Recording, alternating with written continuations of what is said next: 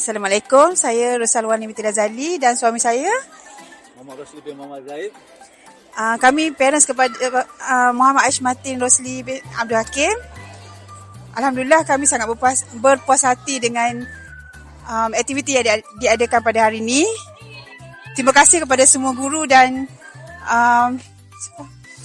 semua yang menjayakannya. Dan kepada juga cikgu-cikgu yang telah mengajar anak saya. Masih program sukan ini di mana dapat mengeratkan ibu bapa, guru dan anak-anak. Saya harap program ini teruskan kepada seterusnya akan datang. Okay, terima kasih. Assalamualaikum. Bye. Assalamualaikum, selamat petang, dan saya Abdul Kabir bin Basri, isteri saya Nur Hasnah binti Ikyat dan anak saya Danish Afan bin Abdul Kabir. So far pada hari ini sukan yang dilaksanakan di Kepung ini amat merasakan dengan aktiviti yang seronok untuk anak-anak. Semua terhibur lah, daripada anak hingga ibu bapa semua terhibur. Aktiviti ini memang patut dilaksanakan agar mengeratkan silaturahim dan mengeratkan ukhuwah sama kita lah. Di samping itu nampak semua bekerjasama antara anak dan ibu bapa. So far best lah. Sama jugalah, program ni sangat bagus lah untuk kita semua ayah dan anak-anak. Lagi mengeratkan hubungan sahaja. Mana kita tak kenal mak ayah selama ni, kita boleh jumpa kat sini lah. Itu sajalah. Assalamualaikum, saya ayah kepada Muhammad Lut, Tarikat Al-Fai untuk Bandar Baru Selayang.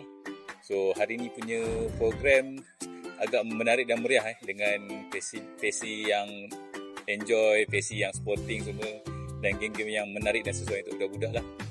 Jadi overall saya tengok program ni lancar dan dia punya environment tu seronok untuk ibu bapa dan especially kanak-kanak lah. Dan kami puas hati lah, dan anak saya pun kebetulan dapat jemputan betul hari ni, dia pun sangat seronok lah hari ni. Terima kasih banyak untuk Tadika Al-Fai. Bismillahirrahmanirrahim. Assalamualaikum warahmatullahi wabarakatuh. Saya Izwan, bapa kepada Maisarah dan Marisa. Pertamanya saya ingin mengucapkan tahniah kepada cikgu-cikgu yang berjaya mengadakan program pada petang ini. Alhamdulillah sambutannya amat menggalakkan daripada anak-anak, dan saya pasti anak-anak semua gembira dengan program yang dianjurkan, dan juga sokongan daripada ibu bapa amat penting dalam kita memastikan perkembangan anak-anak kita terus terjaga dan memastikan kesihatan dan involvement mereka dalam aktiviti sukan yang diadakan oleh pihak sekolah. Jadi sekian, terima kasih. Semoga program ini akan terus diadakan pada tahun-tahun yang akan datang. Assalamualaikum. Saya Syamel, bapa kepada anak saya Saira Adrina.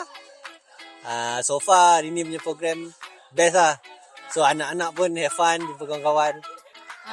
Saya Amira, Mami Saira. So far hari ni okey lah sebab tengok budak-budak having fun kan. And then main dengan parents, dengan kawan-kawan semua, and teacher also very supportive lah untuk hari ni.